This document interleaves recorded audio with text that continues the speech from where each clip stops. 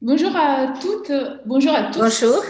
Je suis Martine de l'association Piste Solidaire Centre Europe Direct des Pau et des Pays de la Dour.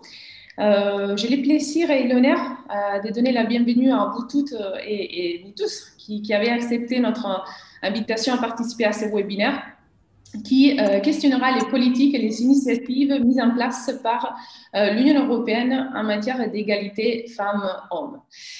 Alors, un petit rappel, quand même des petites précisions sur les modalités de fonctionnement de ce webinaire avant de pouvoir présenter les organisateurs, les partenaires de cet événement et de pouvoir donc rentrer dans les vifs du sujet. Tout au long de nos échanges, vous, les publics, vous verrez et entendrez les intervenantes. Merci de votre côté de désactiver votre micro et votre caméra pour que cela ne dérange pas les discours des intervenantes. Les interactions entre vous et les intervenantes existeront principalement à travers les chats du Zoom. Donc, nous réunirons les questions qui seront émises via les chats en croisant celles qui viendront du Facebook Live. Pour information, en fait, ces webinaires est transmis aussi sur les pages Facebook des deux centres Europe Direct qui travaillent à l'organisation, qui ont travaillé à l'organisation de cet événement. Et il est également cross-posté par une bonne dizaine des collègues du réseau Europe Direct sur plusieurs pages Facebook. Et nous les remercions donc pour ces partages. Vous pourrez donc poser vos questions via les chats, via les Facebook Live. Notre souci, ce sera bien évidemment celui d'être en mesure de répondre aux questions que vous êtes les plus grands nombres en fait, à vous poser, à défaut de répondre aux questions, au plus grand nombre des questions. Sachez enfin que ce webinaire est enregistré. Son podcast sera disponible sur les sites d'Europe Direct des Pau et des Pays de la Dour et sur les sites de l'Europe Direct des Moyennes-Garonne d'ici les jours à venir. Alors, nous sommes le 8 mars, qui est la journée internationale donc, des droits des femmes. C'est une journée qui fut instituée en 1977 par l'Organisation des Nations Unies et qui est aujourd'hui célébrée dans de nombreux pays. Ce n'est pas seulement l'occasion pour souhaiter une joyeuse fête des femmes, c'est une journée qui a été créée dans une perspective disons, militante et d'engagement. Pourquoi? Parce qu'effectivement, c'est une journée qui offre chaque année l'occasion de pouvoir réaffirmer l'importance de la lutte pour les droits des femmes. C'est l'occasion de pouvoir faire les bilans de ce qui a été gagné, de ce qui a été atteint jusqu'à présent. C'est l'occasion de pouvoir envisager les nouveaux défis pour les futurs. C'est donc une journée très importante symboliquement parlant, celle d'aujourd'hui. C'est une journée importante aussi pour une autre raison. Nous avons en fait le plaisir d'ouvrir avec ces webinaires qui est porté donc par l'Europe Direct des Pau et des Pays de la Dour, les mois des Mars Attack, qui est les mois des luttes contre les discriminations portées par la ville des Pau.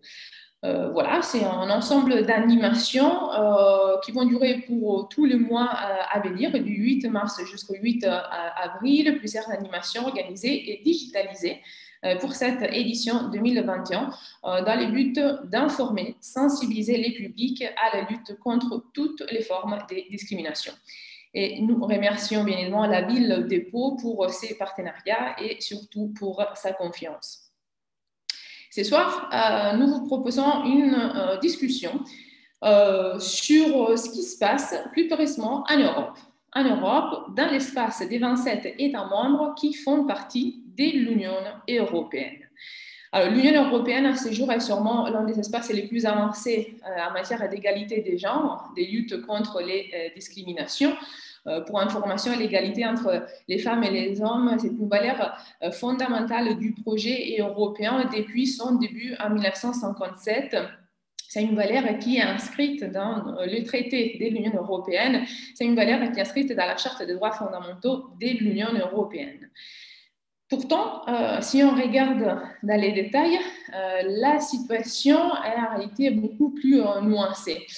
En fait, selon l'Institut européen pour l'égalité entre les hommes et les femmes, il faudrait encore 60 ans pour pouvoir arriver à une égalité entre les gens dans l'Union européenne. Notamment dans les milieux de la vie professionnelle, donc l'emploi, les écarts sont encore présents dans ce 21e siècle. Écarts qui ont été bien évidemment accentués suite à la crise sanitaire liée à la COVID-19. Mais face à ces inégalités, que peut l'Union européenne?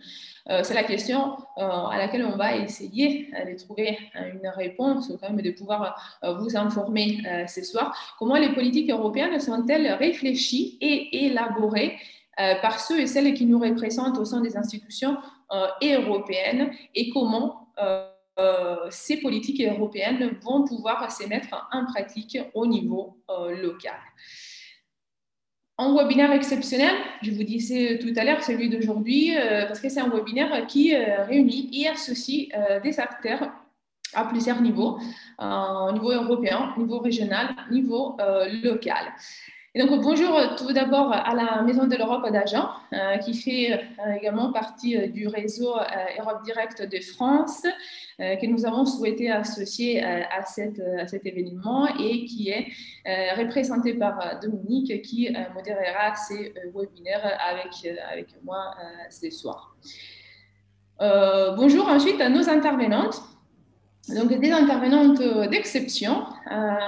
Nous sommes très heureux d'accueillir deux représentantes de deux institutions européennes qui sont impliquées dans les processus décisionnels et européens, ce qui va nous permettre donc de comprendre un peu plus dans les détails certains mécanismes propres à l'Union européenne. Bonjour à Madame Katia Lanzig, qui est chef d'unité adjointe en charge de l'égalité des genres à la Direction générale Justice et consommateurs de la Commission européenne. Nous le rappelons, ces services de la Commission est chargé de la politique de l'Union européenne en matière de justice, des droits des consommateurs et de l'égalité femmes-hommes. Bonjour à Madame Gwendoline Delbos-Corfield. Vous êtes députée européenne pour les groupes des Verts Alliance Libre Européenne. Vous êtes élue au Parlement européen, vous avez été élue en fait, pour le Parlement européen lors des dernières élections européennes de 2019. Vous êtes membre de la Commission des affaires constitutionnelles et de la Commission spéciale sur l'ingérence étrangère dans l'ensemble des processus démocratiques de l'Union européenne, y compris la désinformation. Vous êtes également membre suppléante de la Commission des droits des femmes et l'égalité des genres au Parlement européen, co-rapporteur d'ailleurs sur les gender mainstreaming du Parlement européen. Donc, bienvenue vraiment à toutes les deux. Merci pour avoir accepté cette invitation. C'est vraiment très, très exceptionnel pour nous de pouvoir avoir ces deux institutions en même temps avec nous ce soir.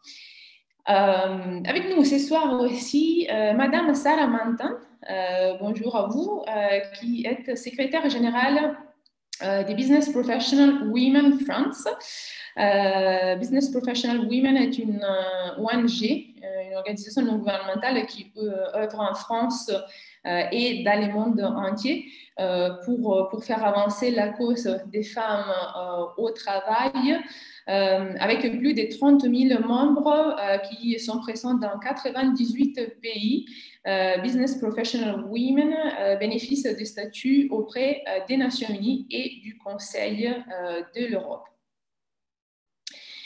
Et je vais tout de suite présenter aussi les deux autres intervenantes. Donc, comme vous pouvez bien évidemment l'imaginer, ce qui se passe au niveau européen, au niveau des décisions européennes, va bien évidemment avoir un impact dans notre vie au quotidien, d'où la volonté et l'intérêt pour nous d'avoir des intervenantes qui pouvaient témoigner de la dimension locales. Donc, bonjour à Madame Cécile Béchamp. Vous êtes actuellement chef des services emploi et valorisation des compétences territoriales à la direction vie des quartiers, politique de la ville et emploi du territoire à la communauté d'agglomération pour Béarn Pyrénées. Vous ouvrez dans les domaines de l'insertion, de la création d'activités, d'une démarche donc, de gestion prévisionnelle des emplois et des compétences territoriales. Bonjour enfin à Madame Michèle Berthier.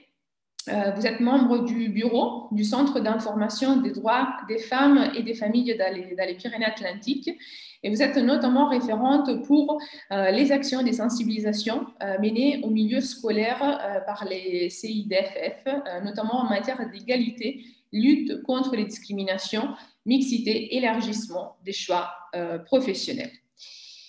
Voilà donc pour ces panneaux, ces plateaux qui est effectivement sous les signes de la couleur rose, si on peut dire comme ça, qui est tout au féminin.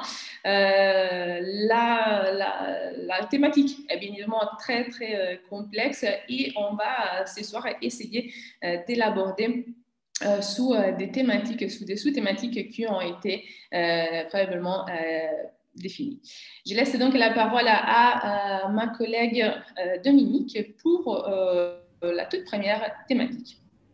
Oui, bonsoir, merci Martina, merci à nos intervenantes d'être présentes ce soir, merci au CIED Pau, Pays de la Dour de nous avoir invités et de nous avoir associés à ce webinaire. Juste pour vous dire aussi que la Maison de l'Europe est engagée dans la lutte contre les discriminations depuis de nombreuses années et qu'elle sort aujourd'hui en fait son premier podcast qui s'appelle Stéréofemmes et dont l'objectif est de briser en fait les stéréotypes sur les femmes. Voilà, donc c'était l'occasion de l'annoncer ce soir. Pour revenir à notre webinaire, donc la question de l'égalité des genres dans l'emploi est bien évidemment très complexe. Et nous avons souhaité en fait en analyser certains aspects, dont le premier concerne l'équilibre entre la vie professionnelle et la vie privée. Voilà, donc ce que nous pouvons observer selon les dernières études Eurostat, c'est que le taux d'emploi des femmes dans l'Union européenne est moins élevé que celui des hommes et que les femmes exercent plus souvent des emplois à temps partiel, avec 30% des femmes contre 8% des hommes. En général, l'écart en termes d'emploi se creuse considérablement après la naissance des enfants et ou suite à des charges familiales, notamment vis-à-vis des personnes âgées ou dépendantes. Donc, la première question que j'aurais s'adresse à Madame Lansing. Donc, il y a une directive qui a été adoptée en juillet 2019 concernant l'équilibre entre la vie professionnelle et la vie privée des parents et aidants. Est-ce que vous pouvez nous expliquer en quoi consiste cette directive et ce qu'elle change concrètement? Oui, certainement. Alors, cette directive a pour but d'encourager un meilleur partage des responsabilités familiales entre les femmes et les hommes. C'est nécessaire parce qu'en plus des chiffres que vous avez cités, je peux vous ajouter que les femmes passent en moyenne 62 heures par semaine à s'occuper des enfants, comparé à 36 heures pour les hommes. Donc, il y a un déséquilibre à ce niveau. Alors, concrètement, la directive introduit des normes minimales pour les congés familiaux et des modalités de travail flexibles pour les travailleurs avec des responsabilités familiales. Elle introduit notamment un droit à 2 semaines de congé paternité pour les pères et une période minimale de congé parental de 2 mois qui ne peut pas être transférée d'un parent à l'autre. Alors, l'objectif est d'encourager un plus grand nombre de pères à faire usage de leur droit au congé parental, ce qui n'est actuellement pas le cas. Et cela facilitera aussi la réinsertion des mères sur le marché du travail. Voilà, c'est ça ce que la directive prévoit. D'accord, merci Madame Lansing. Alors, cette directive a été votée en 2019, elle sera appliquée dans les différents États, donc les 27 États, d'ici l'été 2022.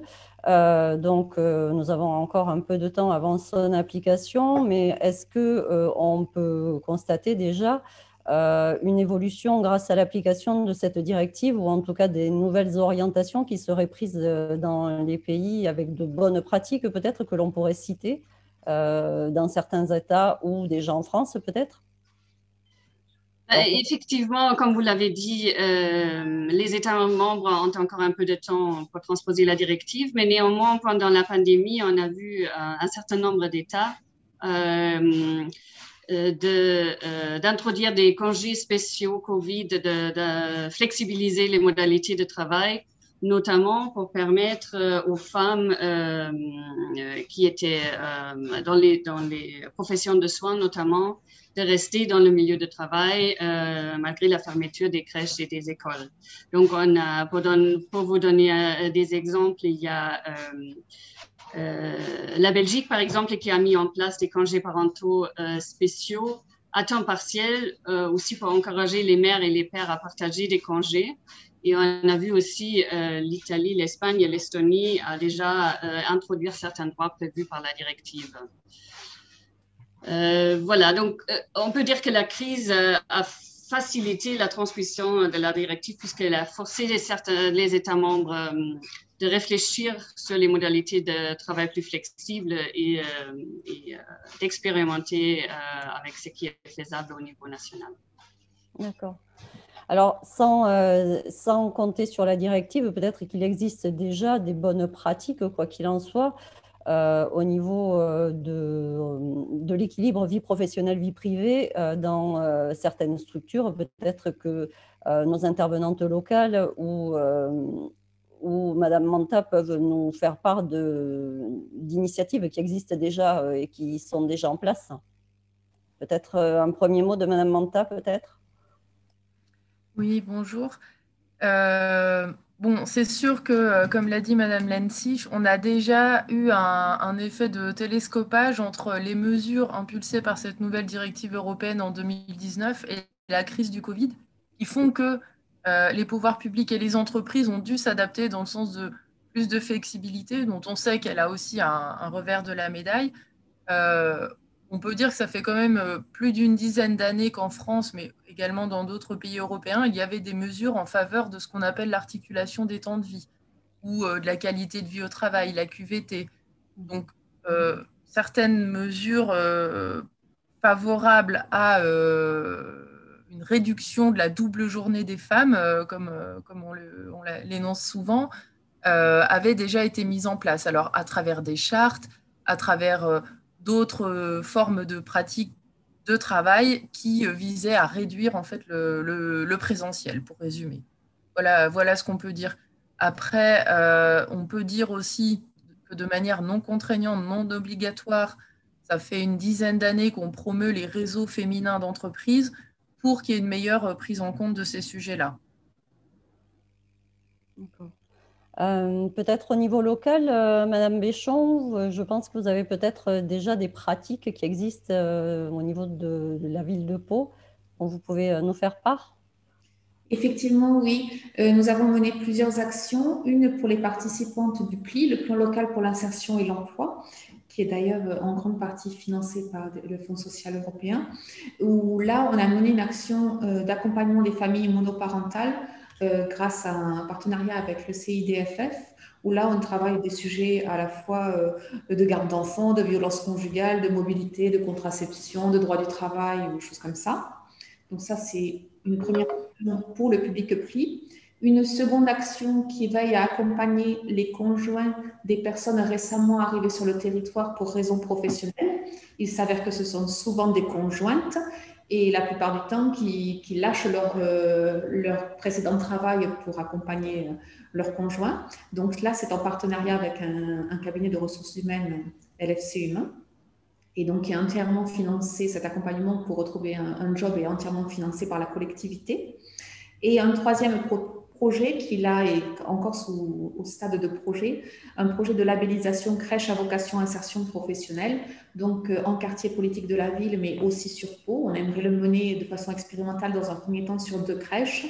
Donc là, il s'agit d'un engagement tripartite entre les demandeurs d'emploi, pour lesquels la garde d'enfants est souvent un obstacle pour trouver un emploi, donc qui s'engagent dans une démarche de recherche d'emploi, qui sont suivis par le service public de l'emploi et accompagnés dans ces démarches, contre quoi ces personnes bénéficient d'une place en crèche pendant leur recherche.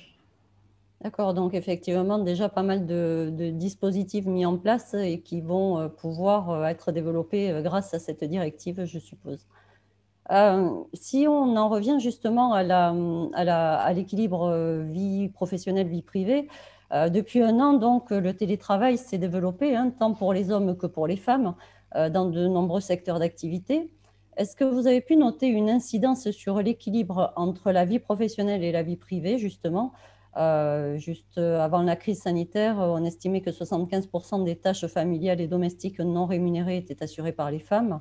La crise a-t-elle fait évoluer les choses et si oui, dans quel sens? Est-ce que peut-être, Madame Manta, vous avez des éléments là-dessus peut-être à nous transmettre au niveau de votre structure? Oui, bien sûr. Ce que la crise a révélé, c'est une grande disparité en termes de genre dans la considération des métiers dont on a constaté qu'ils étaient au front, les métiers dits de femmes, qui sont souvent plus précaires, à horaires décalés, sous-rémunérés, globalement peu attractifs. Alors, la sociologie du droit, féministe ou non féministe, peu importe, a un mot pour qualifier cet ensemble de métiers, ce secteur, ce sont les métiers du care. Donc le care en anglais, c'est prendre soin d'eux, s'occuper des autres. Ce qu'on a vu quand le monde s'écroule, c'est que ce sont ces métiers-là dont on a le plus besoin. Donc on était déjà dans une démarche depuis une dizaine d'années de réflexion sur comment revaloriser ces métiers, comment réduire le turnover, comment amener plus de mixité aussi. Alors malheureusement ou heureusement, souvent amener plus de mixité, ça passe par fixer des quotas, renforcer la place des filles ou des garçons dans les filières de façon un petit peu contrainte, forcée. C'est aussi avoir une réflexion sur la pénibilité des métiers. Alors la pénibilité, en levant les stéréotypes qu'il y a sur cette dite pénibilité des métiers. Alors il y a le travail par exemple physique, le travail de nuit. On va regarder, observer sous un certain jour quand il s'agit des métiers d'hommes, sous un certain jour différent et on va dire diminué lorsqu'il s'agit de métiers dits de femmes. Donc cette réflexion avec la crise, mais aussi avec la directive de 2009 sur l'articulation des temps de vie, a vraiment propulsé ces questions-là sur le devant de la scène. Alors, on pourrait dire que c'est au prisme de la RSE, donc la politique de la responsabilité sociétale des entreprises, que certains aménagements sont en cours, une réflexion est en cours. Elle peut aussi se faire sous l'angle de l'ergonomie et de l'adaptabilité des postes de travail. Elle peut se faire par le biais de la charte des temps, qui, elle, s'articule aux questions très actuelles de télétravail. Enfin, voilà, le sujet est vaste. Donc, on peut dire que si des entrepreneurs privés, au cours des derniers mois, se sont fédérés, notamment dans les métiers des services à la personne, mais pas uniquement, si les soignants et soignantes, infirmières, infirmiers se sont unis pour faire des pétitions, pour réclamer auprès du ministère de la Santé et du ministère du Travail que ces métiers soient revalorisés, c'est bien le signe, on pourrait dire, que on voit des conséquences dans cette crise actuelle et que ces métiers vont être mieux pris en compte, donc on peut imaginer avec plus de mixité. Allez-y, pardon. Non, allez-y, je vous en prie, finissez. On pourrait citer certains chiffres. C'est assez. On va dire que tous les indicateurs sont au vert pour que ces métiers évoluent. Voilà. D'accord, merci. Peut-être Madame Lensing ou Madame Delbos-Corfield, vous voulez répondre sur cette question en fait de l'impact du télétravail sur l'équilibre vie professionnelle, vie privée au niveau européen? Moi, je veux bien répondre, mais de manière un peu plus large, si c'est possible, Oui. assez rapidement, juste pour dire que d'abord, il il faut aussi prendre en compte les freins psychologiques, moraux, les freins qu'une société peut mettre en place. On sait que pendant très très longtemps, en Allemagne par exemple, une cadre qui avait des enfants, c'était extrêmement mal vu de revenir au travail, même si certaines facilités étaient là, donc ça ne suffit pas. Il faut aussi qu'on travaille sur cet aspect psychologique. On sait aussi que dans les pays nordiques, le congé parental est effectivement pris des deux côtés et que ça paraît naturel à tout le monde et qu'un papa qui s'occupe de ses enfants, c'est naturel. Souvent, des gens venus du Nord ou même de Hollande, dans nos parcs français, mes copines peuvent me dire il n'y a que des femmes en France dans les parcs. Donc là, on a vraiment un travail aussi qui est un travail qui va au-delà simplement des facilités. Et effectivement, la pandémie a en fait aggravé les choses. Un exemple qui est assez connu, c'est celui dans la recherche. Les grands journaux scientifiques ont reçu moins de contributions des femmes chercheuses pendant la pandémie. Elles ont reçu plus de contributions que les années précédentes par les hommes. Montrant par là que pendant la pandémie, en fait, les hommes ont encore gagné du temps et les femmes en ont encore perdu, même à un niveau tel que celle des chercheurs, où on peut se dire qu'il y a et une facilité financière, matérielle, et une facilité aussi peut-être on est normalement sur des femmes qui ont du pouvoir et de la puissance, et bien même là, on voit des différences. Alors effectivement, il faut faciliter les accès. S'il y a bien un sujet où la France est un bon exemple, c'est celui-là, le fait d'avoir mis des crèches publiques, des services publics à l'égard de la petite enfance, etc. Et effectivement faciliter la prise rapide, le retour rapide au travail des femmes. Il faut aussi mettre en place des tas de choses par rapport à l'allaitement et au temps plus court, etc. aussi, qui permettent dans la petite enfance et l'enfance encore après de pouvoir s'occuper des enfants. Je pense qu'il y a vraiment la question des figures. Je dis régulièrement que c'est très très important, les figures, on s'en rend compte de plus en plus dans le monde artistique, dans le monde politique, etc. Donc il nous faut aussi des femmes au pouvoir, des femmes mises en valeur dans les imageries, dans notre quotidien de tous les jours. On doit pouvoir voir des femmes qui sont autre chose que des femmes qui portent des sous-vêtements en publicité, mais qui sont des femmes dans des métiers, ça a été dit aussi, beaucoup le travail de la formation auprès des jeunes filles, sur les femmes dans tous les types de métiers. Et voilà, il faut évidemment qu'on fasse attention au temps partiel imposé, qui sont souvent et qui créent beaucoup de précarité. Et puis pour finir, et vous y viendrez après, je sais, la question de l'equal pay, de salaire, parce qu'effectivement, aujourd'hui, beaucoup de couples peuvent faire le choix au moment où l'enfant arrive, que la femme abandonne son métier pendant que l'homme le maintient parce qu'il gagne mieux. Tant qu'on aura une telle différence de salaire et tant que les femmes continueront à être celles qui gagnent moins, le pragmatisme rationnel dans le couple sera assez rapidement de se dire question financière, c'est quand même à elle d'abandonner son métier au moment où l'enfant arrive ou au moment où il y a des crises. Et donc, ça, c'est des choses aussi sur lesquelles il faut les choses sont liées, évidemment. Merci Madame Delvaux-Corfield. Effectivement, on reviendra sur la question des salaires tout à l'heure. On va peut-être regarder s'il y a des questions du public que l'on peut commencer à prendre peut-être sur cette première thématique. Alors, disons qu'il y a une question un peu plus générale sur, disons notamment, qu'est-ce qu'il y en a un peu des certains États membres qui sont nommés, effectivement, donc des États membres comme la Hongrie, la Slovénie ou la Pologne qui sont en retrait quant au respect des droits des femmes. Donc, la question qui est posée, effectivement, comment l'Union européenne va-t-elle trouver les moyens pour pouvoir faire respecter une directive comme celle-là en faveur de l'égalité femmes-hommes? Alors, aux deux. Alors, c'est un sujet que je connais très, très bien et qui, je pense, demanderait tellement de temps que vraiment, là, je ne vais pas pouvoir aller au bout des choses. Il se trouve que je suis rapportrice du Parlement sur la situation en Hongrie. Je crois qu'en Pologne et en Hongrie, qui sont sous le coup de ce qu'on appelle l'article 7, la procédure de l'article 7 de l'Union européenne, c'est-à-dire qu'on est en train d'observer ce qui s'y passe et on doit normalement arriver à un moment donné à des sanctions, sauf qu'on n'arrive jamais à ce moment-là, mais c'est un autre problème. Je crois qu'on a dépassé, effectivement, on est dans un tel démantèlement des droits et des libertés et encore ces derniers mois, les choses se sont aggravées qu'effectivement, en Pologne et en Hongrie, la situation se pose de manière très différente. Aujourd'hui, effectivement, on en est à revenir à se battre pour des droits fondamentaux, pas simplement des femmes, des droits et des libertés de toutes et tous.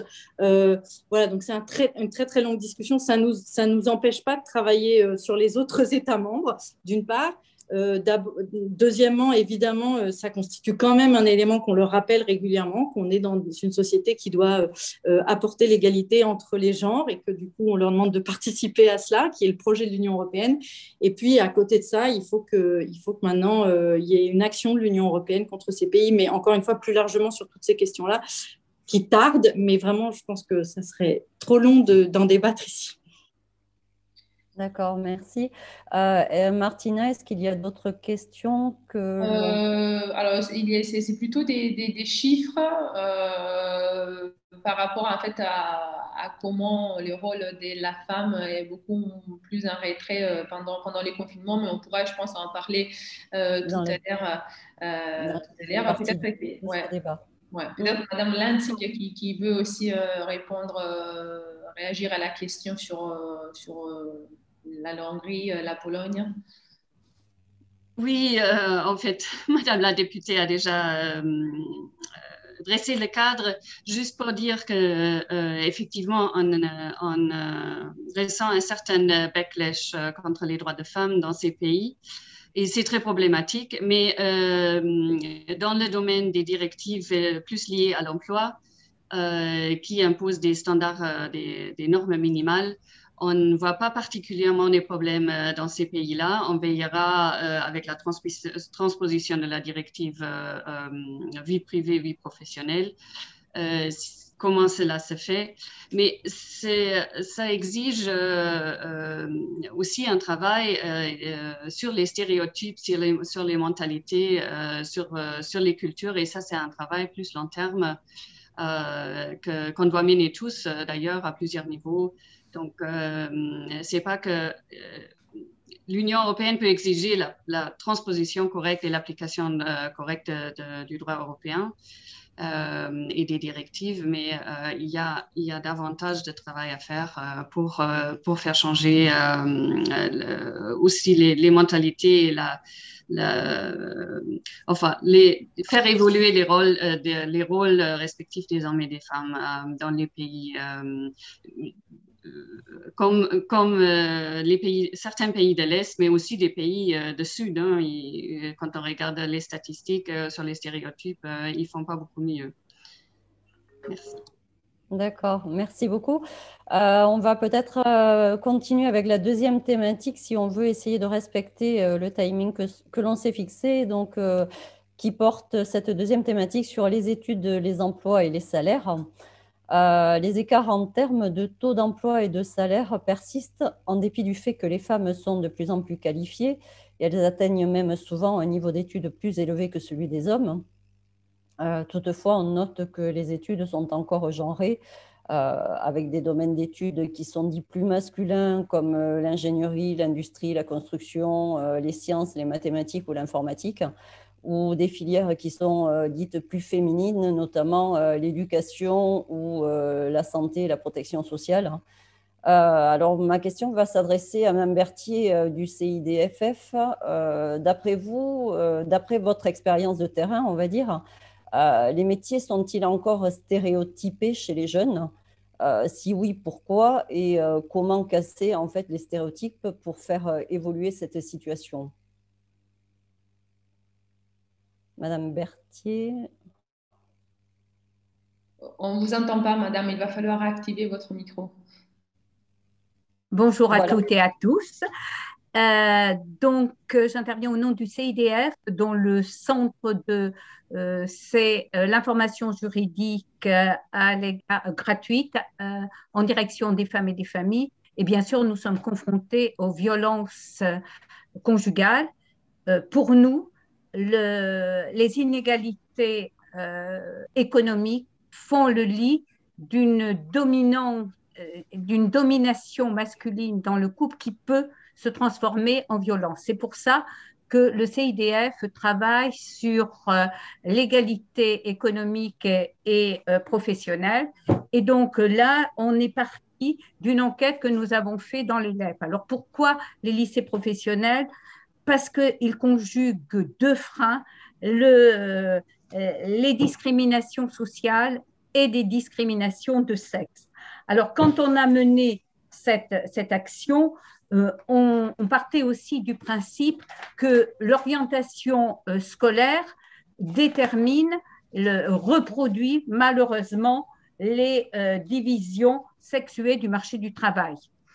D'autre part, quand on a mené cette action, on voulait aussi accompagner les filles qui s'engageaient dans ces projets, dans ces établissements à domination masculine, sachant que ce n'était pas si facile que ça et qu'il ne suffit pas d'inciter à la mixité, il faut aussi accompagner et faciliter cette insertion pour les filles parce que c'est un travail difficile pour elles. Alors, quand on regarde les chiffres, je vous ai donné, donc, on a travaillé l'enquête sur Gélos, 6 filles, 189 garçons. Jurançon, alors, Gélos, c'est un lycée du bâtiment. Jurançon, c'est un lycée de l'automobile. 10 filles, 105 garçons. Et sur le Pays Basque, j'ai interrogé le lycée de Canto, le lycée professionnel de Canto. C'est du même ordre, 37 filles, 379 garçons.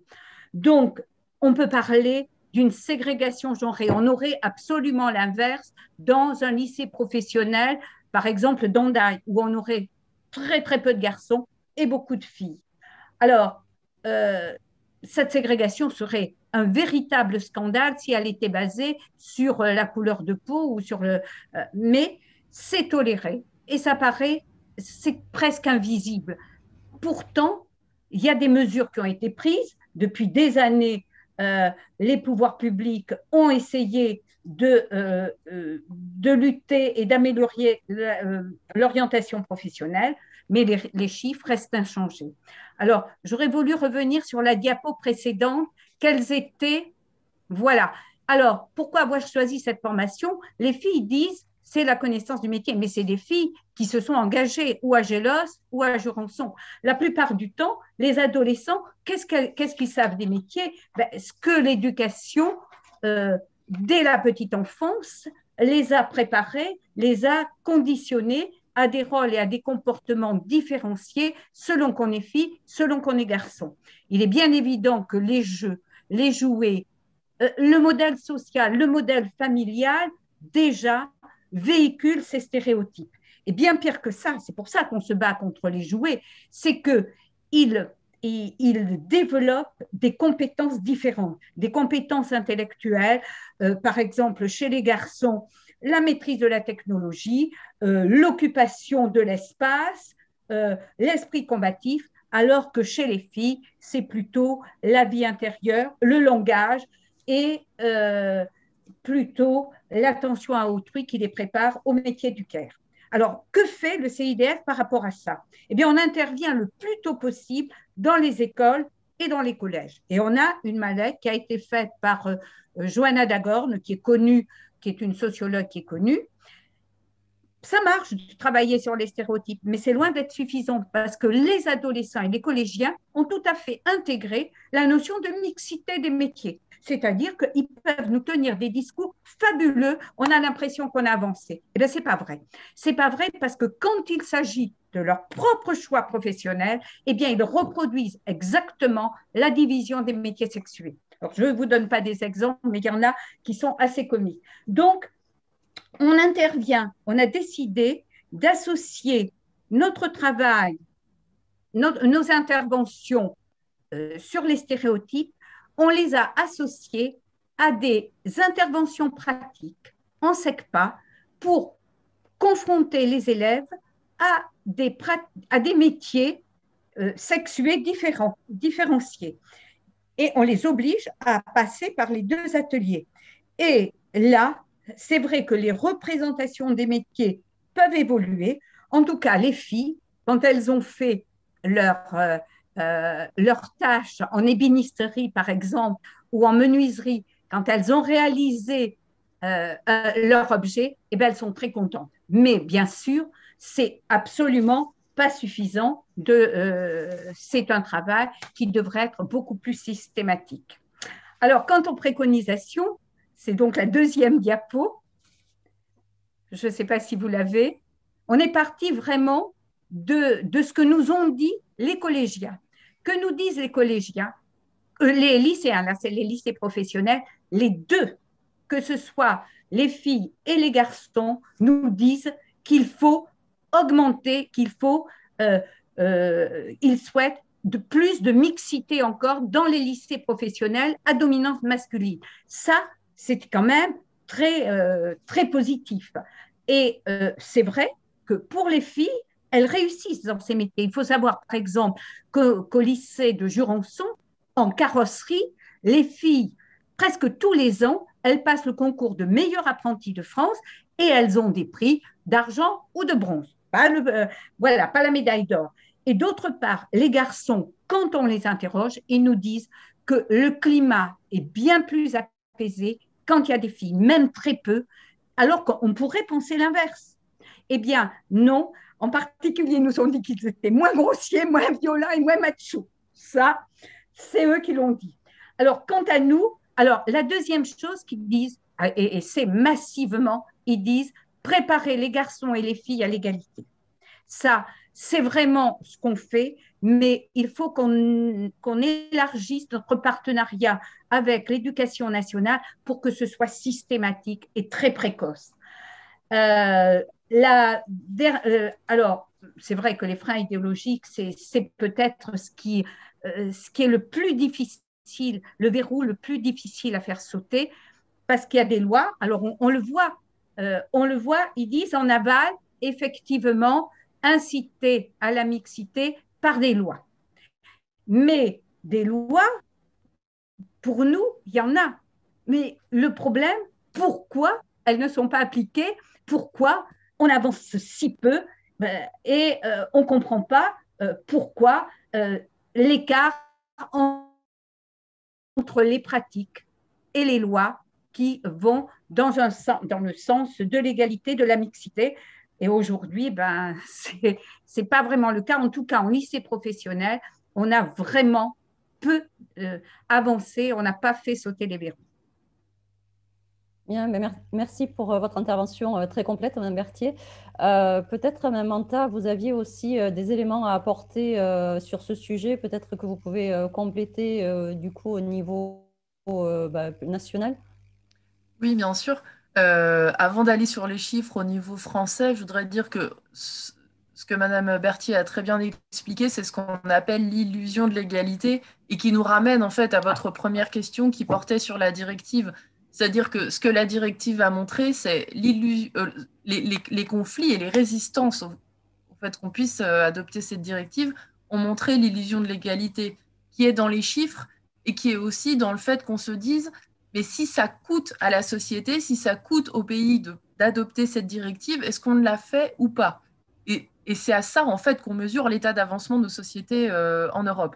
Alors, pour parler de chiffres, justement, en France, selon la manière dont on calcule, et nous nous basons sur les chiffres de l'INSEE et du ministère, on va dire qu'on est entre 17 et 23% d'écart de salaire entre hommes et femmes. Alors, comment s'explique cette différence de calcul?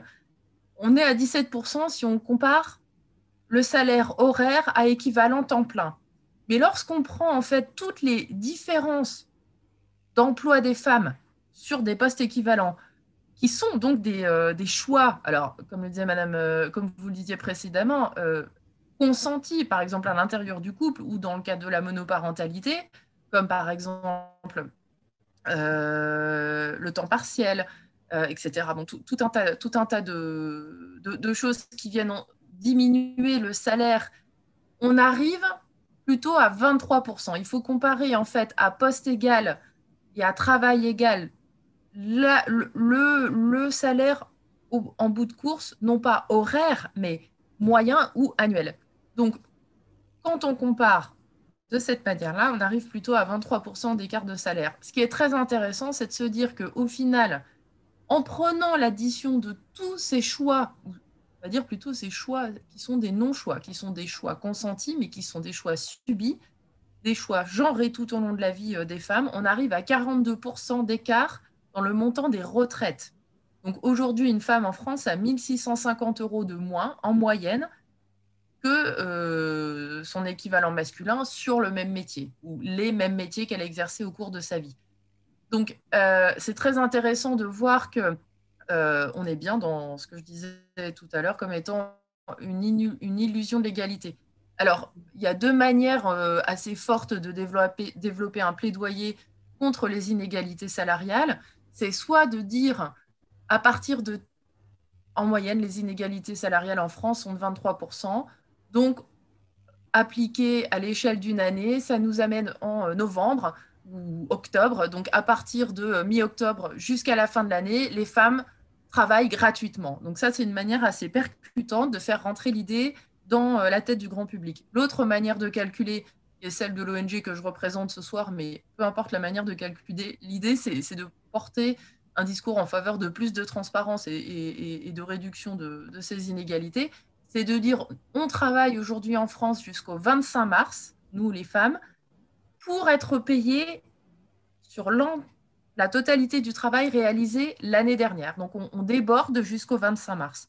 Et donc, c'est à ce titre-là que notre ONG, à travers le monde, célèbre tous les ans, et donc à des dates différentes selon les pays, ce qu'on appelle la journée de l'Equal Pay Day.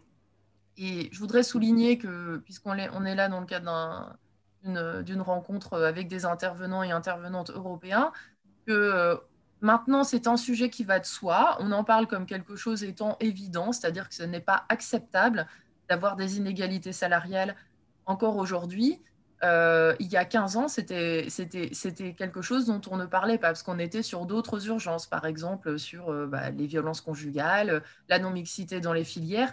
Ce qui est intéressant avec ce que vous avez présenté précédemment et ce que Madame Berthier a dit, c'est qu'en fait, on voit qu'on est dans un continuum des inégalités et qu'elles se tiennent toutes, et que quand on pense faire les femmes au cours de leur vie personnelle et professionnelle pensent faire des choix vraiment librement consentis, en général, on le fait sous l'angle du bon sens, mais ça se paye à un moment. Donc voilà, on passe de 17% d'inégalité salariale, salaire horaire, à 23% salaire global annuel ou mensuel, à 42% au niveau des retraites.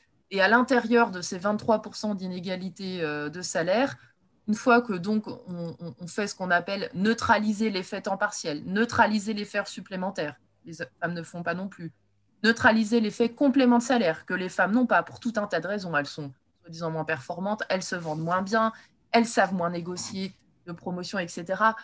Elles ont des diplômes qui sont moins reconnus. Ce que ce reportage de Cachet Investigation avait très bien montré dans une manière pédagogique vis-à-vis du grand public, c'est que que la dernière loi Bachelot, à l'époque où elle était ministre de la Santé, a négocié, c'est d'accord, on passe les infirmières en catégorie A, qui sont des diplômes universitaires de niveau supérieur, niveau Bac+3, mais alors on ratiboise, on négocie sur la pénibilité qui leur permettait de partir plutôt à la retraite, dont elles bénéficiaient avant. Donc, la sociologue féministe Rachel Silvera reprend en fait le maître mot de la loi Roudy qui a plus de 30 ans et qui n'est toujours pas appliquée à travail égal, salaire égal, en disant la subtilité en fait qu'il faut comprendre, c'est à travail de valeur égale, salaire égal. Parce que comme les métiers sont genrés, et c'est là tout le drame de la non-mixité des filières, on ne peut pas comparer en apparence une infirmière Bac+3 et un informaticien Bac+3 au sein de la même entreprise.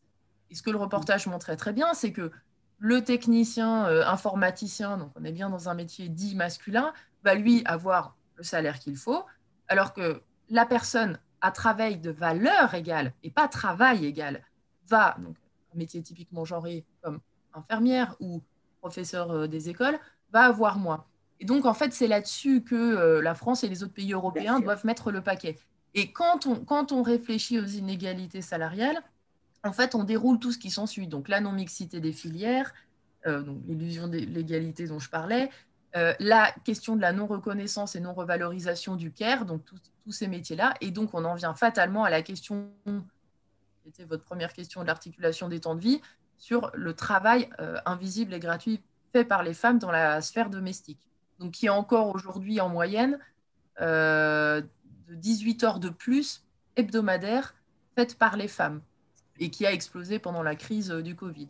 D'accord, on verra ça effectivement sur la partie post-Covid. Merci Madame Manta. Du coup, on se demande, enfin voilà, légitimement, que fait l'Union européenne finalement pour atteindre la parité en termes de rémunération salariale et pour améliorer l'indépendance économique des femmes. Madame Lansing ou Madame Delbos-Corfield, est-ce que vous pourriez voilà, nous dire ce qui est mis en place aujourd'hui par l'Union européenne? Bon, si je peux Madame Lansing, commencer, peut-être. Oui, bien sûr, bien sûr. c'est évidemment un sujet très complexe, mais je suis heureuse enfin, que la semaine dernière, le 4 mars, on a réussi à proposer une directive sur la transparence des paiements, donc qui va notamment aider aux salariés, mais aussi aux demandeurs d'emploi et aux entreprises de combler cette discrimination au niveau de salaire et assurer qu'à travail égal et travail à valeur égale, il aura la même rémunération.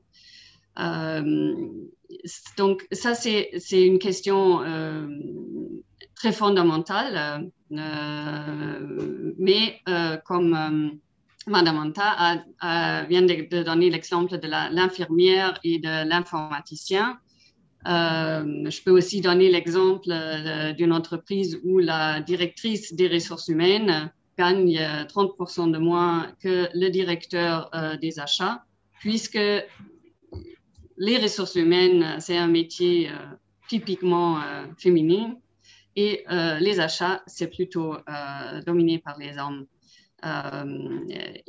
Ces discriminations, parfois inconscientes dans les structures de salaire, dans les grilles salariales, seront aussi enfin, adressées avec cette directive. Donc ça, c'est un grand pas en avant qui permettra de réduire l'écart entre les salaires. Mais il y a, comme vous l'avez aussi souligné, d'autres raisons pour cet écart entre rémunération, le travail à temps partiel, le taux faible des femmes dans les postes à responsabilité et la ségrégation du marché du travail avec plus de femmes dans les emplois moins rémunérés comme les infirmières, enfin les professions de soins, d'hospitalité, les supermarchés, la vente, etc. Et voilà, juste pour pour changer cela, il faut bien plus que cette directive transparence des salaires. Il faudrait, et on revient, je crois, sur le sujet, investir plus dans l'infrastructure du care, de la garde des enfants et de la garde des personnes âgées. Ok, merci beaucoup Madame Lansing. Alors, on a pris déjà pas mal de retard. Du coup, je pense qu'avec vos interventions, vous avez déjà pas mal répondu aux questions des internautes que je vois passer. Donc, je vais directement passer la parole à Martina pour qu'elle puisse évoquer donc la troisième thématique que nous avions souhaité analyser sur ce webinaire. Martina, je te laisse la parole. Merci Dominique. Donc, alors la troisième thématique, c'est la question des femmes et donc du pouvoir. Donc, qu'est-ce qu'il en est des femmes dans les prises des décisions? Donc, c'est des chiffres très rapidement que vous pouvez voir à l'écran. Aujourd'hui, en termes, par exemple, des directeurs, les femmes représentent tout seulement les 37%.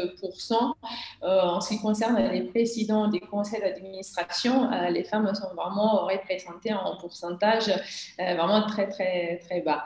On a voulu analyser un peu la question aussi, qu'est-ce qui se passe au sein des institutions européennes.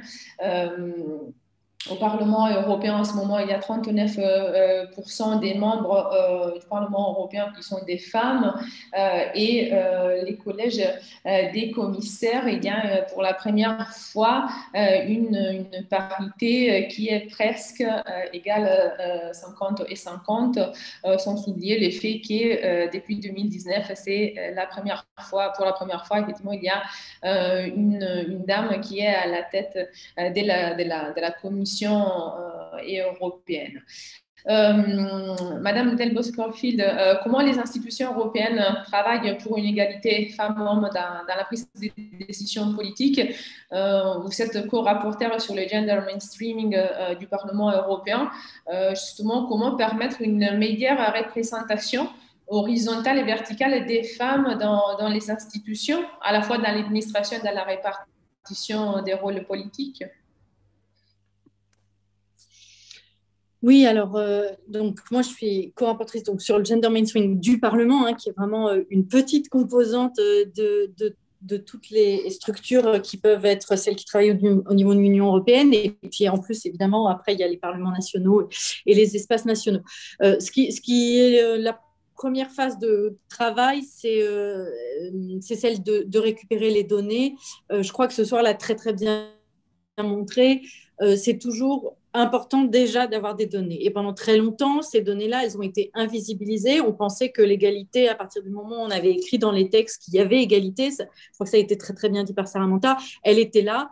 Et aujourd'hui, ce qu'on a besoin de faire, c'est un travail précis et détaillé de à quel point, non, l'égalité, on ne peut pas simplement la décréter. Pour qu'elle soit effective, on doit mettre en place, l'accompagner et montrer que ça n'est pas le cas. Parce que souvent, la première réponse que vous avez, c'est « mais si, on a dit qu'on était égaux, tout va bien ». Et c'est vrai au niveau du Parlement, comme c'est vrai dans le monde du travail. Par exemple, au niveau du Parlement, c'est une chose de dire qu'on est toutes et toutes égaux ici. D'abord, il y a effectivement la première chose qui est la question de l'élection et de montrer que, vous savez, on ne se rend pas forcément compte en France, on a tendance à transposer notre mode électif à d'autres pays. En fait, notre système français paritaire, une femme, un homme pour les élections européennes à Paris-Nice, n'est absolument pas celui qui est dans tous les pays. Il y a une certaine liberté sur les modes de vote, il y a des obligations générales sur 2 ou 3 points, mais en fait, après, vous procédez comme vous voulez pour l'élection. Et donc, aujourd'hui, dans un certain nombre de pays, l'Autriche par exemple, vous pouvez présenter une liste 100% hommes. Donc, il y a évidemment cette première complexité de faire élire des gens. Ensuite, il y a la deuxième complexité dans le Parlement européen de la représentation externe, c'est-à-dire quand on fait des auditions, qui on invite. Donc, les exemples les plus frappants, c'est évidemment les questions financières, mais encore plus les questions agricoles. Si vous faites ici, si vous allez à une audition, une discussion, un débat organisé sur des questions agricoles ou financières, vous vous trouverez assez facilement face à un panel de 100% d'hommes, considérant normal qu'il n'y ait pas d'expertes femmes. Évidemment, ce n'est pas le cas. Il existe aujourd'hui, d'ailleurs, au niveau européen comme au niveau français, et dans la plupart des pays membres, des gens qui se sont préoccupés de ça et qui peuvent vous donner une liste de chercheuses, de penseuses dans un certain nombre de domaines, mais quand il s'agit de questions économiques, agricoles, financières, on va soudainement toujours oublier qu'il y a des chercheuses femmes. Donc, la représentation externe et puis la représentation interne. Et là, ce qui nous intéresserait, et c'est là où on va toucher au plus compliqué, et aujourd'hui, on n'avance pas tellement, je vais être honnête avec vous, c'est la question de qui a les rapports importants ici, les dossiers importants. Voilà, il y a le dossier de la PAC, le dossier, donc les fonds agricoles, des dossiers économiques importants, les dossiers de relance économique là, qui vont venir suite à la pandémie. On verra que, évidemment, c'est des dossiers qui sont très masculins. Mais là, ça demande à rentrer dans le côté très politique et les groupes ont en général beaucoup de mal à vouloir bien nous donner ces informations-là. Donc, le monde politique est un miroir du monde économique ou vice-versa. Et donc, effectivement, de la même manière qu'on peut voir que dans les lieux de pouvoir économique, on a peu de femmes, et en tous les cas, souvent, elles n'ont pas les rênes du pouvoir quand elles sont présentes. Ça va être la même chose du côté politique. Donc, c'est ce genre d'informations qu'on essaye de recueillir. Je le dis, c'est un vrai nerf de la guerre, la question de la donnée. Madame Sarah Manta disait, il y a encore 15 ans, c'était le sujet de l'égalité de salaire n'était pas abordé. Oui, il faut à un moment donné qu'on dise les choses, qu'on montre les écarts de salaire, qu'on aille dans les détails détails les plus précis, je trouve que c'est très intéressant cette distinction faite entre la différence de salaire si on prend que à l'horaire et puis si on prend en compte tous les autres sujets, là on arrive à 23%.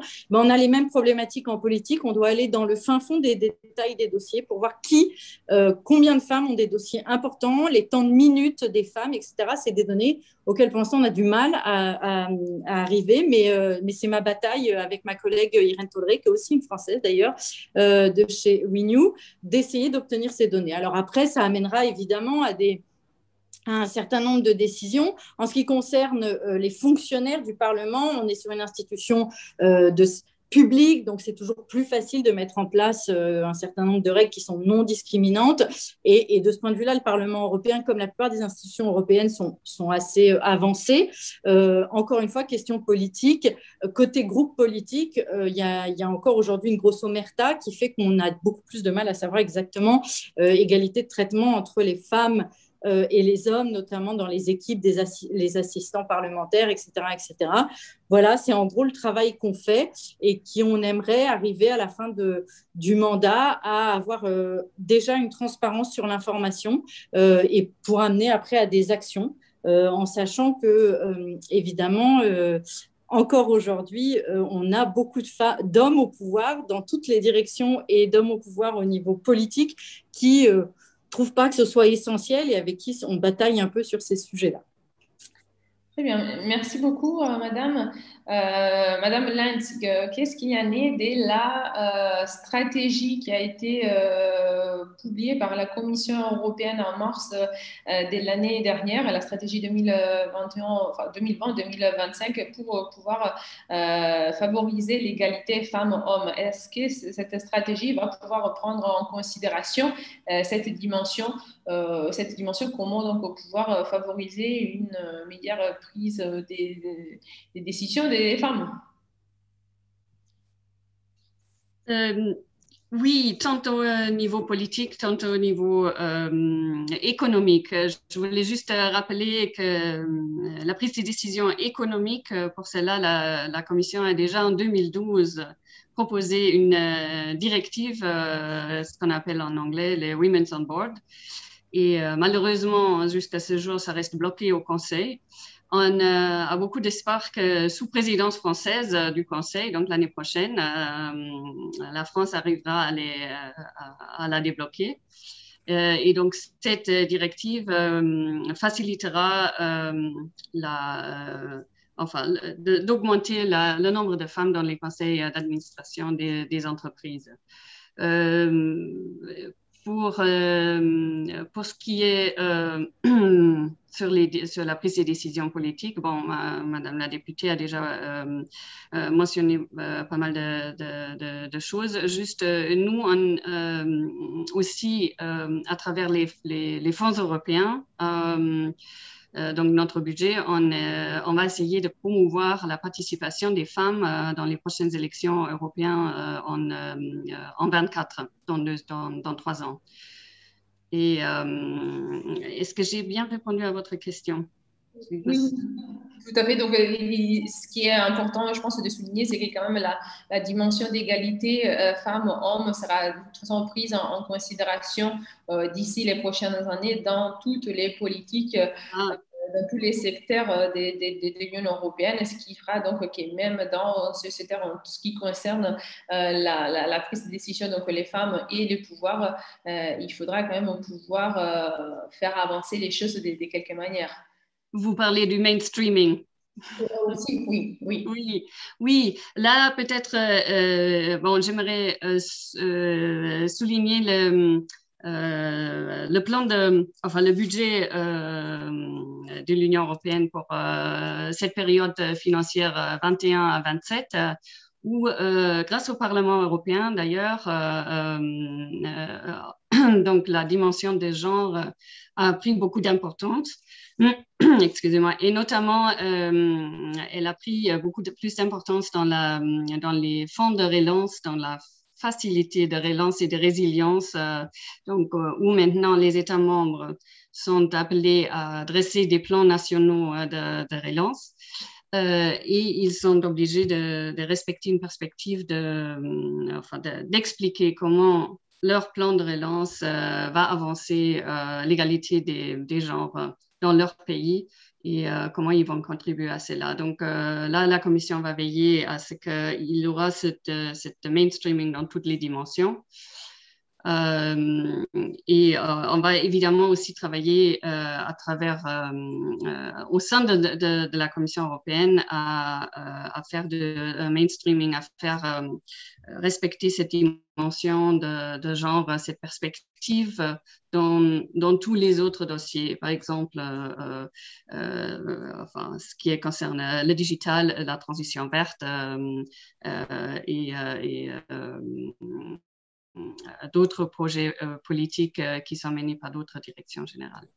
Si je peux me permettre une petite incursion par rapport à ce qui vient d'être dit, donc effectivement, c'est une bataille que notamment mon groupe, le groupe VRFA, a beaucoup menée sous l'impulsion d'une de mes collègues qui s'appelle Alexandra Guise, qui est une verte allemande qui avait demandé une étude qui s'appelle Next Generation EU Leaves Women Behind. Donc, les fonds Next Generation, c'est les fonds justement pour relancer, ont laissé les femmes derrière, mais qui nous a aussi permis de faire des amendements qu'on a effectivement réussi à amener par là, parce que un des grands problèmes des plans de relance, et vous savez que pour la première fois, l'Union européenne a réussi à montrer de la solidarité les uns envers les autres, le Nord envers le Sud, les pays riches envers les pays pauvres, etc.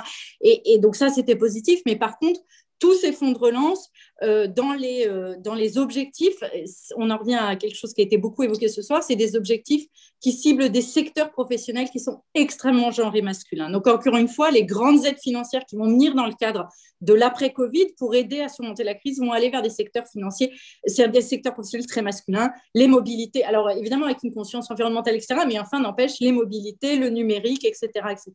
Et le CARE, par exemple, qui pourtant était effectivement le sujet de la pandémie, n'a pas du tout été pris en compte dans ces plans de relance. Donc, c'est quelque chose qu'on a beaucoup critiqué. On a raté un peu, on a réussi à obtenir certains trucs, mais on a raté beaucoup de choses dans ces plans de relance. C'est quelque chose qu'on doit vraiment amener. Il faut que les gens, maintenant, quand ils pensent un budget, les institutions, le monde économique, etc., il faut qu'ils le pensent de manière genrée. Il faut qu'ils se pose cette question-là, parce que tant que cette question restera là, encore une fois, invisible, à chaque fois, on continuera à financer des secteurs extrêmement masculins. Et pour le coup, avoir financé le CARE dans le cadre de ces plans de relance n'aurait pas été inutile en termes de cohésion de société, de bien-être des sociétés, etc., etc. Donc, on a raté un petit coche là, et c'est quelque chose sur lequel il faut qu'on travaille beaucoup. Bien. Très rapidement, avant de passer à la dernière thématique, peut-être qu'au niveau local, Madame Béchamp et Madame Berthier, il y a effectivement des mises en place, des activités, des actions, des sensibilisations qui sont faites à l'encontre des filles pour pouvoir les encourager effectivement à recouvrir des rôles de pouvoir.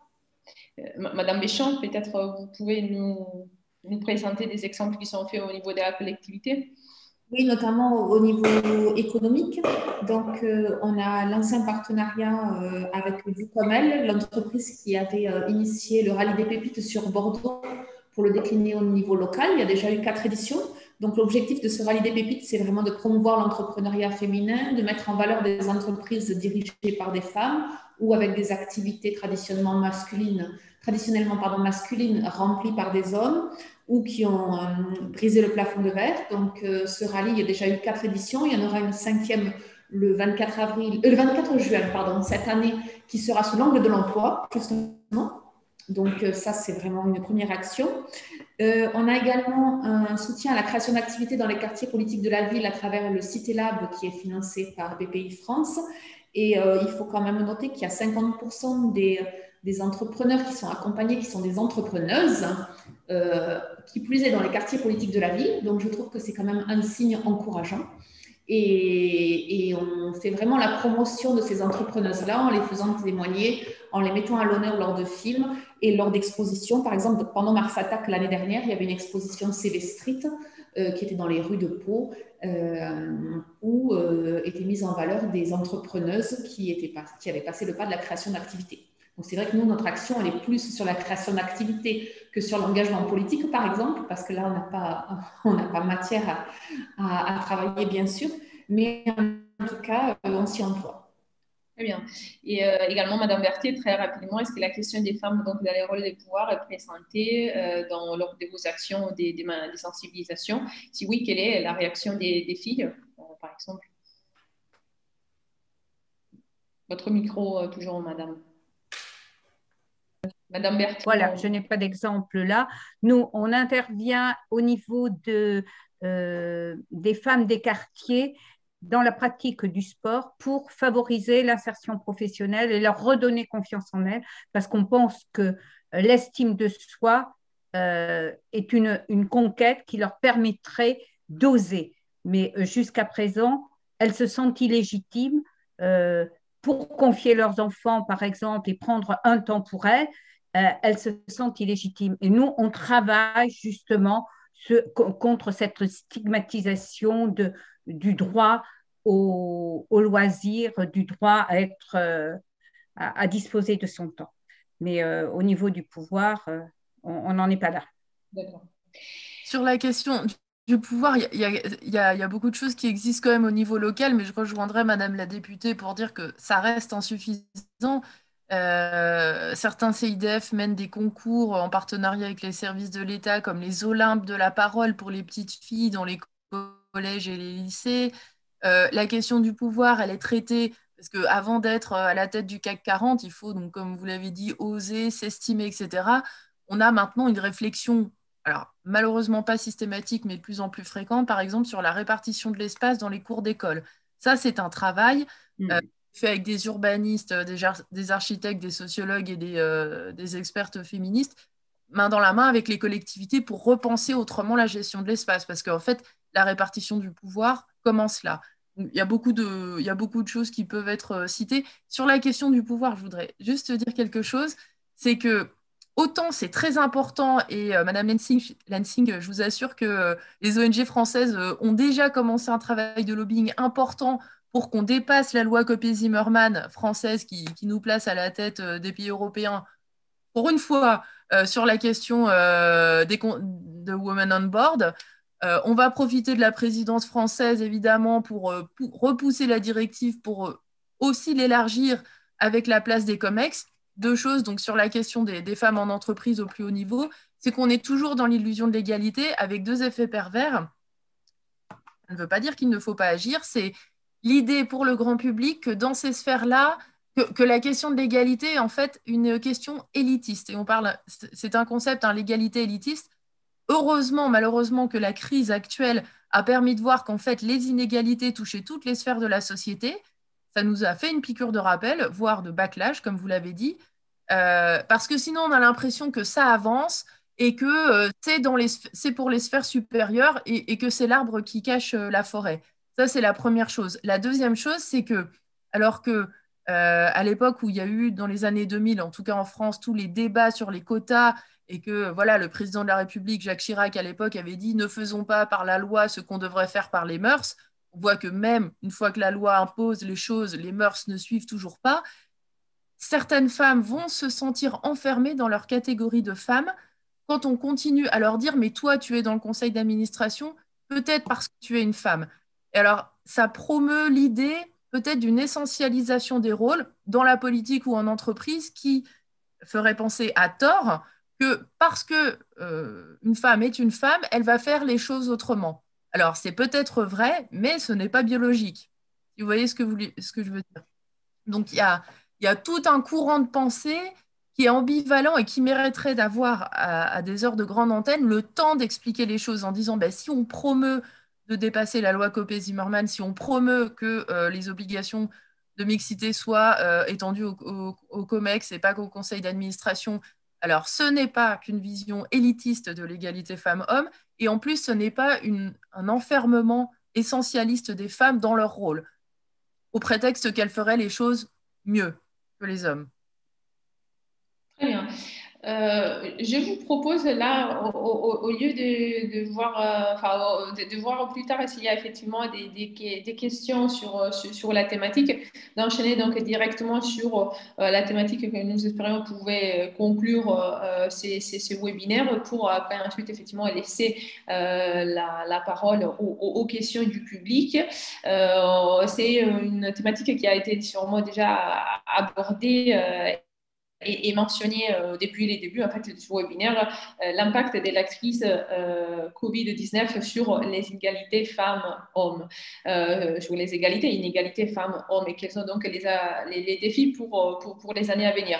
Peut-être que Madame Menton, on peut avoir une vision un peu assez claire des impacts que la crise a et aura sur les inégalités en matière d'emploi.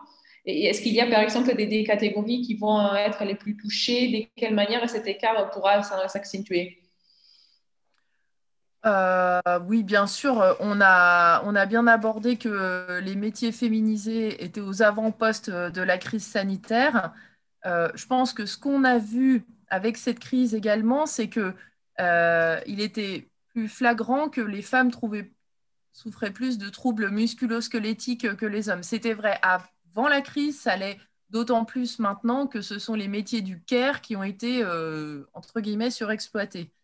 On a vu aussi une explosion donc, de la part ou du volume de travail domestique genré fait par les femmes. Et ce qui est très intéressant avec cette crise, malheureusement, c'est qu'on a revu les calculs, qui sont des calculs théoriques fictifs, du volume financier que représentait ce travail gratuit fait par les femmes, en le comptant et en l'intégrant au PIB.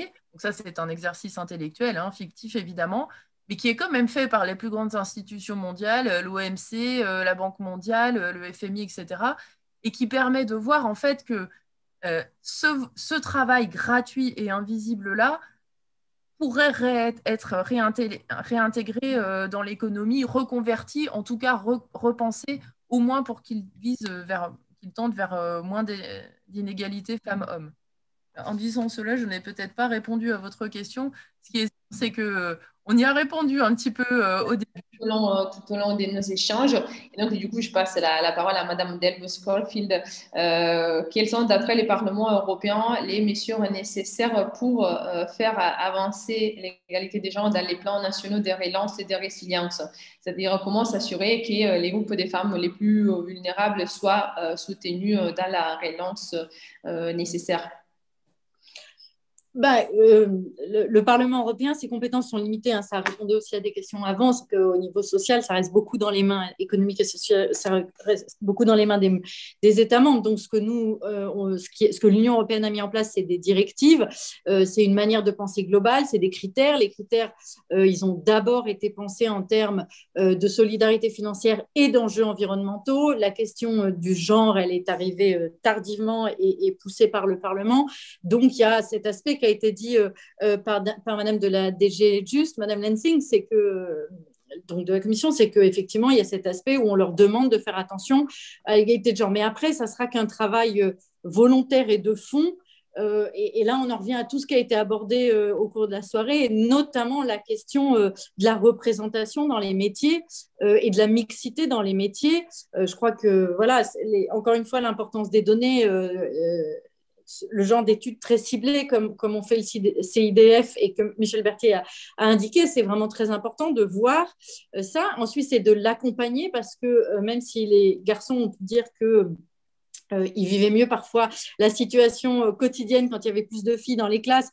Il reste que beaucoup de ces filles disent souvent, quand on les interroge, qu'elles ont vécu un certain nombre de discriminations et de difficultés qui font qu'après, dans le cours de leur scolarité, il faut aussi qu'elles s'accrochent une fois qu'elles y sont. Donc ça, il faut qu'on y travaille énormément et ça, c'est dans tous les États membres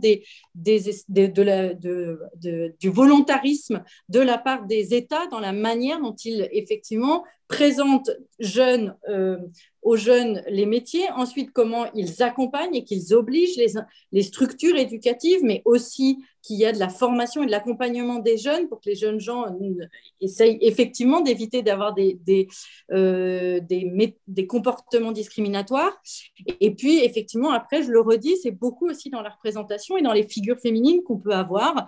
On manque aujourd'hui de grands exemples et on sait à quel point elles sont cachées. Le cinéma vient de remettre à l'honneur il y a quelques années des femmes astronautes ou des femmes en tous les cas qui avaient réfléchi aussi aux États-Unis qui avaient travaillé sur les premiers envois dans la Lune, etc. Mais on manque beaucoup de ce type d'images parce que l'histoire les a beaucoup tues et a beaucoup tué la présence des femmes dans tous ces métiers-là. Depuis toujours, les femmes chercheuses, les femmes inventeuses, les femmes ingénieures, comment elles ont inventé des choses. Donc ça passe aussi beaucoup par des volontés nationales dans l'éducation notamment. Moi, je crois beaucoup à ce travail d'éducation et à cette obligation qu'on devrait avoir tous de penser ça quand on enseigne. Voilà. Et puis, je crois que je voudrais souligner 2 choses avant la fin. C'est effectivement, ça a été beaucoup dit, c'est que tout est lié. Violence économique, violence sociale, violence conjugale. Les violences conjugales ne sont pas le fait de quelques hommes qui seraient dégénérés par rapport à d'autres. Les violences conjugales sont aussi le fait de sociétés dominées patriarcalement, d'oppression masculine, etc. Donc, on ne peut pas négliger un aspect plutôt que l'autre. Tous travaillent ensemble. Les violences économiques, elles produisent aussi des violences évidentes. Enfin, elles obligent aussi des femmes à rester dans des situations de violence conjugale. Et l'autre sujet important, et je n'en parlerai pas plus que ça, mais c'est la question de l'intersectionnalité parce qu'il y a des femmes qui sont plus discriminées que les autres. Aujourd'hui, ma grande inquiétude, c'est que l'Union européenne produise beaucoup de directives et beaucoup de pensées qui vont aider les femmes blanches éduquées, venues d'un certain milieu, qui vont d'ailleurs malheureusement exploiter d'autres femmes pour pouvoir avoir des métiers de puissants, des métiers qui gagnent bien, etc., par le biais de nounous, par le biais de femmes de ménage, etc., etc. Et donc, je m'inquiète beaucoup aussi que demain, on ait effectivement des femmes qui soient arrivées au même niveau que les hommes, mais une partie des femmes et que toutes les autres, les femmes qui, de par la couleur de peau, de par leur religion, de par le fait qu'elles sont handicapées, etc., sont toujours celles qui, par contre, accumulent toutes les discriminations. Et il faut maintenant aussi qu'on prenne beaucoup en compte cette question-là, pas s'intéresser qu'à la différence femmes-hommes, mais la différence femmes-hommes et toutes les autres discriminations. Madame Berthier, vous vouliez réagir? Oui, juste, je voulais dire que on parle de mixité, mais à partir du moment où il y a des blocages au niveau de l'embauche, qu'elles ont un parcours chaotique, eh bien, cette mixité, elle est quand même bien mal partie. Et d'autre part, et les élèves le soulignaient, c'est qu'il y a une discrimination indirecte. Pour elles, les filles, pour elles, les intempéries, le poids, tout ça, c'était secondaire. Ce qui était important, c'était les horaires et le temps de disponibilité. Et c'est-à-dire, quand il y a des métiers qui ont des horaires tard le soir, eh bien, obligatoirement les femmes. Donc, ça aussi, il faut le prendre en compte. Madame Lantz, si vous vouliez réagir, peut-être? Juste en réaction à ce que dit Madame Berthier, oui, on voit effectivement souvent une sorte de réduction des ambitions préventives chez les femmes parce que même non mariées qui n'ont pas encore des enfants. Et ça, c'est de nouveau une question de stéréotype. Alors là, il faut lutter contre. Nous, on va lancer vers la fin de l'année une campagne d'information contre les stéréotypes dans tous les États membres. Mais bon, ça doit être complété par des campagnes ou des initiatives régionaux, locaux, nationaux pour enfin changer cette définition des rôles. C'est un travail un peu long. Il faut absolument qu'on le fasse et qu'on soutienne en parallèle avec des projets soutenant les femmes dans les métiers d'entrepreneurs et de STEM, enfin des métiers dominés par les hommes, comme vous l'avez démontré d'ailleurs, qu'on arrive à une société un peu plus inclusive. Et on n'oublie pas cette dimension d'intersectionnalité. On a une commissaire pour l'égalité qui couvre tous ces aspects-là. On a des stratégies en place contre le racisme, les LGBTIQ, les Roms. Et donc, tous ces aspects sont bien pris en compte dans notre travail. On n'oublie pas cette dimension importante. Oui, et si je peux rajouter, c'est pas du tout pour rentrer dans les stéréotypes, mais c'est justement les horaires et les temps de disponibilité qui permettront, qui favoriseront en tout cas le partage des tâches. Pour l'instant, ce n'est pas le cas. Didier.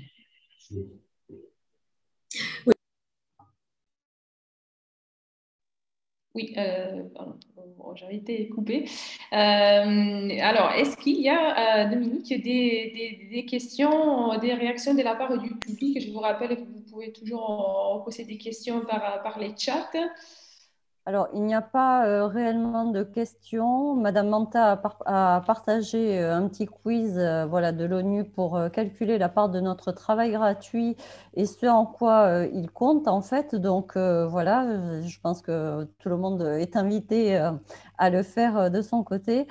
Il n'y a pas particulièrement de questions. Alors moi, je voulais intervenir sur le rôle du défenseur des droits Oui. en matière de lutte contre les discriminations.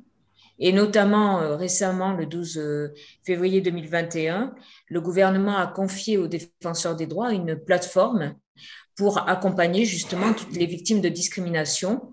Et c'est le défenseur des droits qui s'en occupe. Donc, on agit aussi, alors plus peut-être à titre individuel, mais ces actions à titre individuel pour faire respecter le droit des femmes. On est saisi régulièrement de différents dossiers en la matière. Eh bien, ces dossiers peuvent être aussi une porte d'entrée pour faire évoluer le droit plus globalement. Très bien. Merci beaucoup, Madame Didot. Je pense que nous sommes arrivés à la fin de cette soirée. Normalement, Madame Savin de la ville de Pau aurait dû prendre la parole pour un petit remerciement final. Merci. Bonjour Martina. Bonjour à toutes. J'arrive avec un peu de retard sur l'animation puisque la ville de Pau, la communauté d'agglomération de Pau signait aujourd'hui un contrat local contre les violences, en tout cas pour la lutte contre les violences intrafamiliales. Je vous remercie beaucoup de toutes ces interventions de qualité et merci à toutes d'avoir témoigné de votre engagement donc sur l'égalité entre les femmes et les hommes dans l'emploi. Merci donc au Centre d'information Europe Direct Pau Pays de l'Adour d'avoir proposé d'organiser donc ce temps qui est en fait la première animation en ligne de Mars Attack. Donc Mars Attack, vous en avez entendu parler, qui est donc le mois de lutte contre les discriminations à Pau et donc qui commence de manière symbolique ce 8 mars et qui s'achève donc le 8 avril.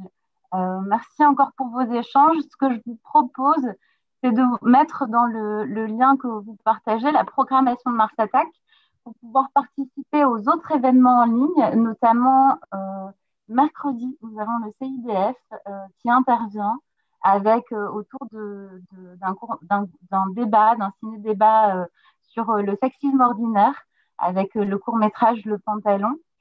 Et puis, pour saluer donc nos collègues du service emploi, nous avons aussi au cours du mois de mars un Créa Café autour, donc un ciné-débat autour de la création d'entreprises chez les chefs de FES d'entreprise. Voilà, je vous remercie beaucoup. Et bonne soirée. Merci. Et une toute dernière proposition de notre part. Alors, comme la question de l'égalité genre-femme, on l'a bien compris, hein, c'est quelque chose qui implique tout le monde, que ce soit les politiques, les décideurs, la société civile, les entreprises, etc. Donc, tout le monde est appelé à s'engager. On voulait vous proposer pour la fin de ce webinaire une toute petite action pour celles et ceux qui voudraient réactiver leur caméra, on vous propose de participer à la campagne Chose to Challenge, qui est en fait la campagne qui a été lancée pour l'édition 2021 de la Journée internationale des droits des femmes. Et qu'est-ce qu'il s'agit? Il s'agit en fait de se prendre en photo avec une main, la main droite levée, donc de cette manière. Et donc, tous ceux qui, tous celles et ceux qui souhaitent participer à cette campagne, je vous laisse quelques secondes pour après ensuite pouvoir prendre la photo. Moi, malheureusement, j'aurais besoin des mains droites pour prendre la photo. Je laisse un peu tout le monde réallumer sa caméra.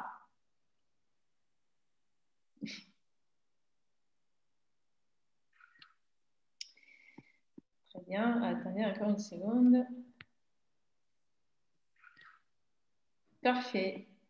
Eh bien, merci beaucoup. Juste, on lève tous la main gauche, mais c'est pas grave.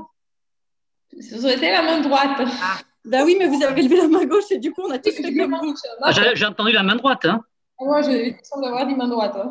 Ah bah, il va falloir... Oui, j'ai entendu main droite. Hein. Main droite. Oui, bien. Mais ça, c'est la main gauche. Non, c'est ma main droite. Ah bon? Mais oui, parce qu'on Je pense que c'est l'effet de l'écran, en fait, qui donne Ah, d'accord, ok. Bon. Merci beaucoup à tout le monde. Merci d'avoir participé à ce webinaire et d'être resté jusqu'à la fin. On vous souhaite une très bonne fin des Journées internationales des droits des femmes. À bientôt. Au revoir.